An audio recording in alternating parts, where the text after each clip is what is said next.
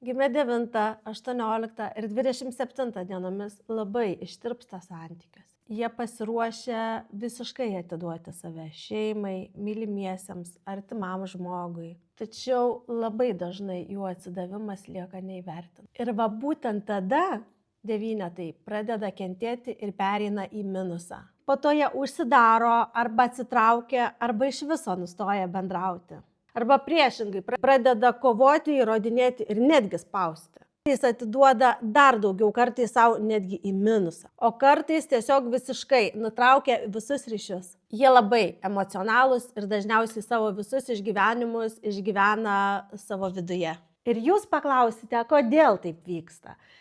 Taip vyksta dėl to, kad viduje nėra ramybės, tik įtampa ir vidinis nerimas.